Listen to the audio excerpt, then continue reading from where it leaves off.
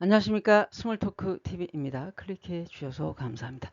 골대녀 감독들이 SBS컵 시작하면서 싹 다 바뀌었죠. 그래서 이 감독 이야기들 여러분들과 함께 해보고자 합니다. 보통 감독을 이런 식으로 표현을 많이 해요. 전수령 감독이냐 관리형 감독이냐 얘기하는데, 우리 골대녀 감독들은 과연 어떤 감독 유형인가에 대해서 한번 말해보고자 합니다. 예, 대한민국 축구 국가대표팀 감독 클린스만은 전수령보다는 매니저형 감독이다. 그래서 코칭 스태프 구성이 중요해졌다. 이런 보도가 있었습니다. 왜 코칭 스태프 구성이 중요하냐? 전술을 코칭 스태프가 짠다라는 그런 뜻이겠죠. 근데 클린스만은 관리자형 역할을 한다. 관리자 역할을 한다. 그런 보도가 있었습니다. 현대 축구는 절대 다수가 전수령 감독입니다. 그래도 대표적인 매니저형 감독이 있어요. 관리자형 감독이 있습니다. 바로 이분입니다. 무려 약 15년 전에 있었던 일인데, 마라도나가 아르헨티나 축구 국가대표팀 감독을 했습니다. 그래서 2010년 남아공 월드컵 우승에 도전했는데, 이 당시 아르헨티나 전력이 엄청났습니다. 메시를 비롯해서 이과인, 테베즈, 디마리아 이런 선수들이 있었어요. 이런 선수들한테 무슨 전술이 필요하겠습니까? 이런 선수한테 뭘 가르쳐요? 그냥 관리를 잘 할 수 있는 사람들, 이들을 관리가 되는 사람들, 축구 신동 마라도나, 축구의 신 마라도나 같은 사람을 감독에 앉힌 거죠.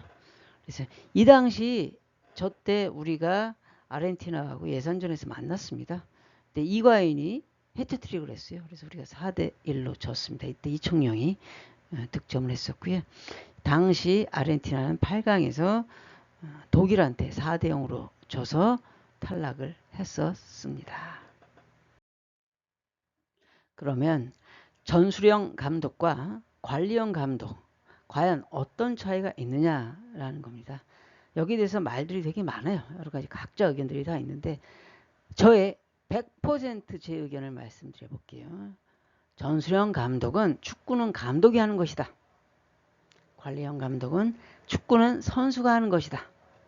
이렇게 나눈다고 저는 생각을 합니다.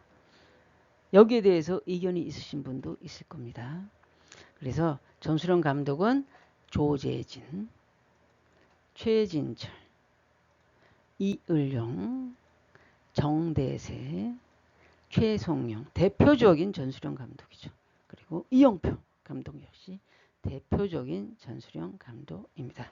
이 감독들은, 이 골대녀 감독들은 각자의 스타일대로 팀을 운영해 보고자 합니다. 특히 이을용 감독 같은 경우는 어때요?